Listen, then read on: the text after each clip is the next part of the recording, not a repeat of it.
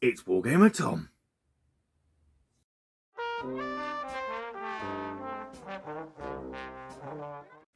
Hey, so welcome to Tom's Table of Toys. So where have I been for 7 months? Well, I got overwhelmed with the idea of trying to create content. I didn't know what I'd want to make for you guys, and it wasn't until recently where a friend of mine said, just video something, it doesn't really matter, that I kind of got back to this. So what am I showing you here? Well, I've got some Mantic Forge Fathers. These were painted up copying a scheme or a painting style by Sonic Sledgehammer, which I'm sure if you know wargaming on YouTube, you know Sonic Sledgehammer. It's a nice easy way of getting what I think is a fantastic sci-fi white on these essentially Space Dwarf mining core. Done nice and easy. GW contrast grey sear primer, and then the apothecary white contrast paint over that, and then a dry brush of white, and I think you can agree that it comes out looking fantastic.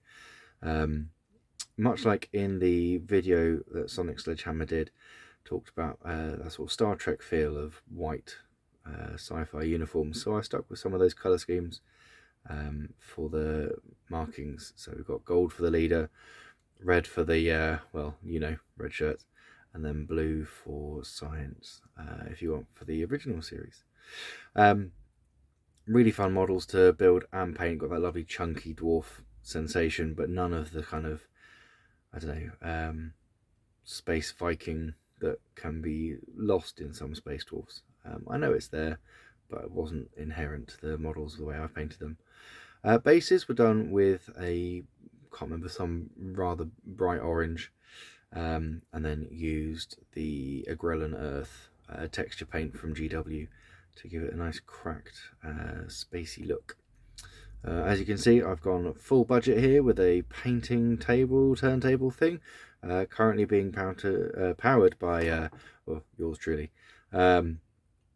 So hence it's a bit wobbly in here, there and everywhere, but that's what you get from me. Here, there and everywhere. So those are the Mantic Forge Fathers. It's come out of the old school firefight game they had, Warpath Firefight, which is like a skirmish, small squad skirmish game, very much like how I used to play Warhammer 40k. Not too many figures on the table, but some nice character thrown in. Right, on to the next one. So here's the next one, or as you can tell, a bit more Star Trek with a Captain Jean-Luc Picard. Let's get a bit closer. There he is. So where's this one from? Well, back in the day, I was attending a wargame show when we could, in Reading, and the guys who'd created the Star Trek roleplay game, I believe it was Modifius, were giving out freebies of Jean-Luc Picard and Captain Kirk.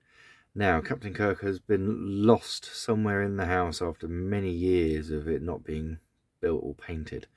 And I think he even got snapped off at the legs at one point. But we still have Picard, which was an absolutely fantastic model to paint, because you didn't have to build him. It's a one-piece figure. As you can see, it's very shiny. This is a mixture of effects from the satin varnish and the lighting I've got at the moment, especially a rather polished dome. But yep, Captain Jean-Luc Picard from Modifius.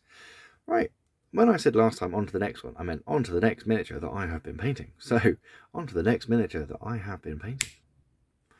And here we are. So who's this little one? This is a playing piece from a board game called Mice and Mystics, which is a fantastic tabletop, almost sort of role-play game, board game, that I bought with my wife to play with our kids many years ago.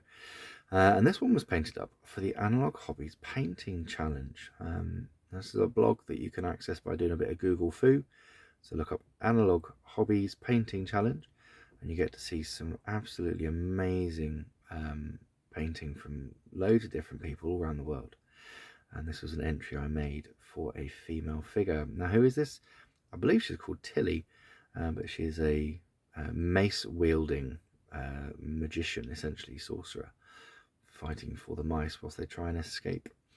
Again, really fun to paint up, although there were some difficulties because it's a piece made for a board game. Some of the quality of the model was not to my liking, but end of the day, I didn't make a great effort on preparing it. So yeah, other than that, it was a nice simple thing to paint, you know, very limited colours, but I wanted to make sure that blue was really going to stand out. Super, right, on to the next model. Now here we've got a bit of a big boy. Hang on, let's make him a bit more in shot. There he is, right. So who's this? This is a Highlander cow. Again, picked up from a war game show many years ago now, but never been painted. And in the last couple of months, again, for the Analog Hobby Painting Challenge, which is where the rest of these models will have been initially posted, I wanted to paint this chappy up just because it's such a wonderful opportunity to try out new things. I've been wargaming for 20 plus years, and I'd never painted tartan. And I may not paint it again for a little while or anything smaller than this rather chunky beast. But all in all, I was really happy with the way it turned out. It's a lovely figure. I believe it's Bear's Head Miniatures, who do some awesome sculpts. Lots of anthropomorphic characters.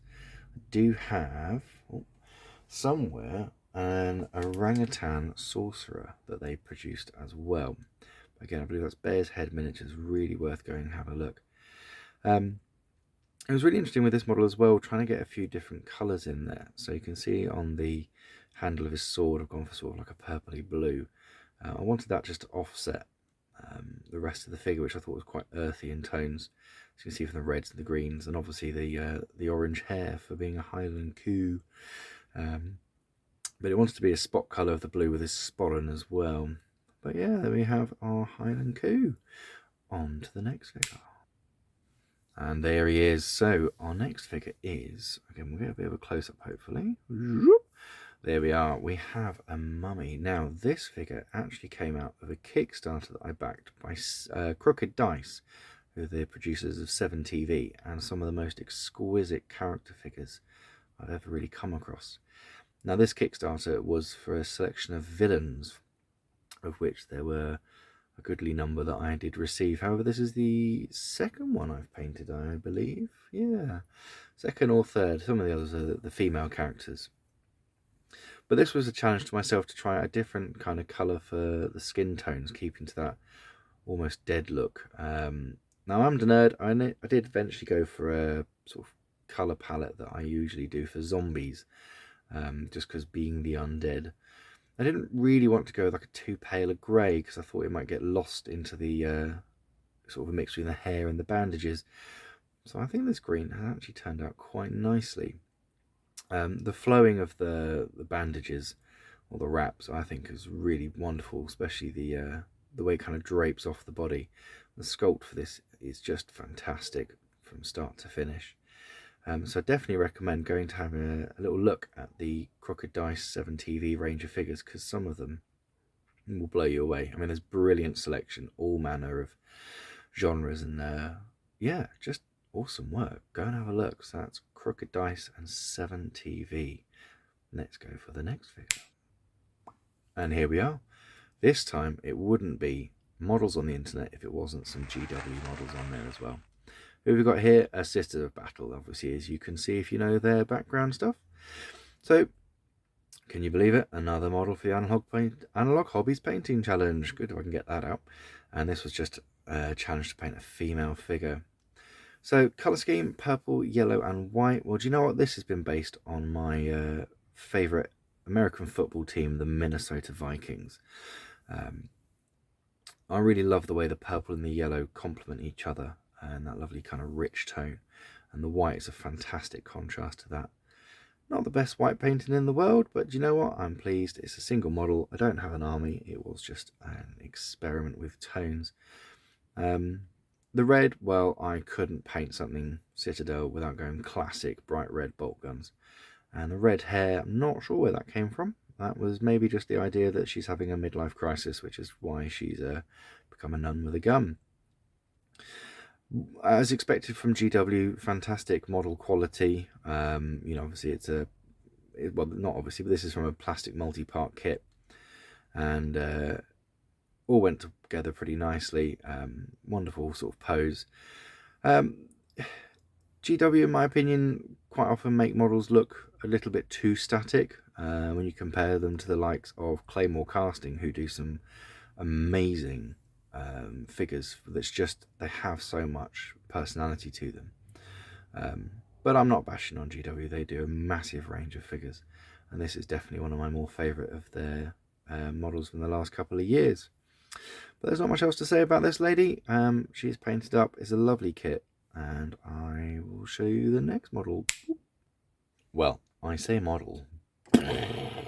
Hang on. Here we go. Right. So I said I'd show you the next model. Well, here is a base of models. These are some men-at-arms, of retainers, whatever you want to call them, knights on foot from the 100 Years' War, supporting their king, King Henry V.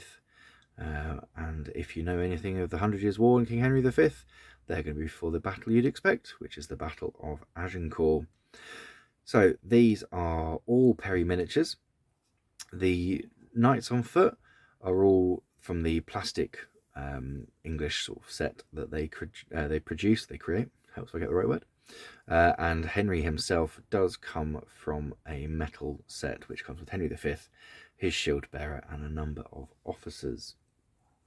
It's absolutely outstanding models from Perry Miniatures every single time. You cannot fault them. They just know what they're doing. Kind of lost for words to kind of talk about it. I mean, it's really interesting because I'd initially built these models to play a skirmish game that I wanted to produce myself.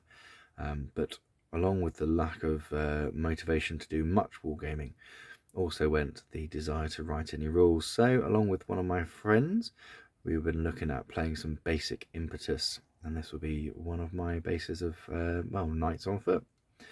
I mentioned just a second ago that the models also came, the Henry V came from a set of models. Let me just drop in one more chappy here. So we'll see if we can get him in there. There we go. So that's one of the other metal characters you get in that set. Really lovely figure, wonderful attention to detail, and I couldn't miss the opportunity to paint a chappy with some yellow on him. So I'll stop giving these a spin and flashing my fingers at the bottom of the screen, just like that. And yeah, it's really nice to be back, essentially chatting to myself in my painting study, but also talking to you, and I really appreciate you coming along and checking out my video, checking out my channel after this long break. And I hope to give you a few more updates of what I've been painting, but also I'd love to hear what you guys have been up to, what are your favourite models that you've seen in the video, maybe some advice or maybe some requests. Is there something you'd like to see me paint? I'm very happy to give anything a bash if I can get my filthy hands on it. I'm also going to look at potentially doing some some product reviews. So as and when I actually get enough money to buy some toy soldiers, between playing war games and taking up the rather expensive hobby of archery, I will be trying to drop some new figures down. At present, I've got a couple of things on the go. I've got some American Civil War figures from Warlord Games from their Epic range. So they're actually really fun to paint up, doing all of them in contrast paints as well, which is a nice little challenge there. I'll do a little video on them soon once I've got a few more of them painted up.